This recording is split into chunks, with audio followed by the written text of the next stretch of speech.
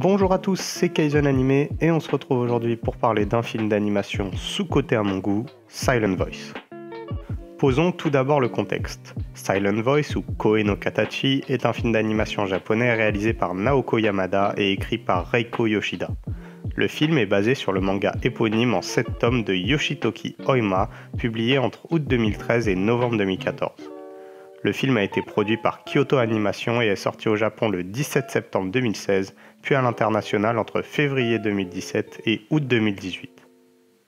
Silent Voice nous emmène dans le quotidien de deux personnages, Shoya Ishida et Shoko Nishimiya.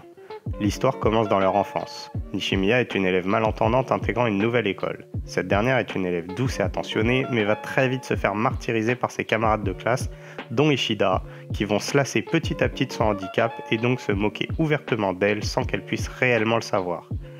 Ishida, allant trop loin parfois dans ses moqueries, se fera abandonner par ses camarades et harceler à son tour par ces derniers. Nishimiya, quant à elle, va définitivement changer d'établissement. On fait par la suite un bond dans le temps de 5 ans où l'on retrouve Ishida qui va par hasard croiser et reconnaître Nishimiya et se sentant coupable de ce qu'il a fait plus jeune, va tout faire pour se rattraper et devenir ami avec la jeune fille. Encore aujourd'hui, ce film est pour moi très sous-coté et largement à la hauteur de certains des plus grands films du studio Ghibli. Tout d'abord, ce film parle de sujets très lourds de sens et qu'on a très peu l'habitude de voir dans des films d'animation japonais.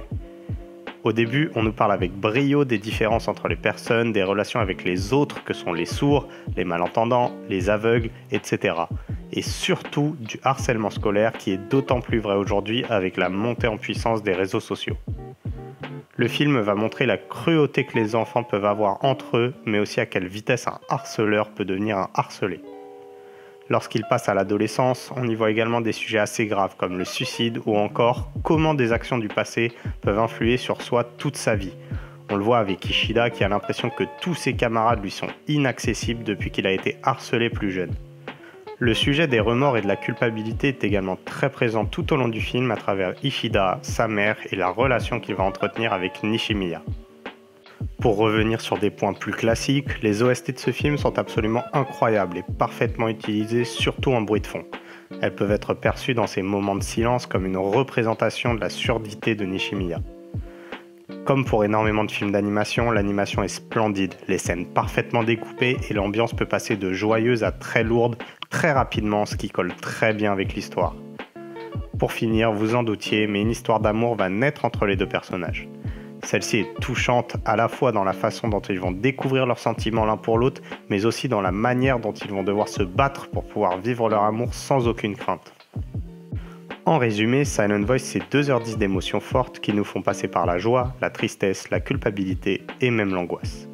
Le film parle d'amitié, d'amour, de relations humaines et de l'épanouissement de soi, donc préparez vos mouchoirs, car même les moins sensibles d'entre vous auront la larme à l'œil.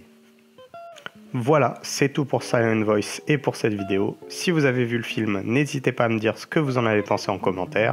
Mettez également un pouce bleu et abonnez-vous, ça fait toujours plaisir. C'était Kaizen Animé, à la prochaine.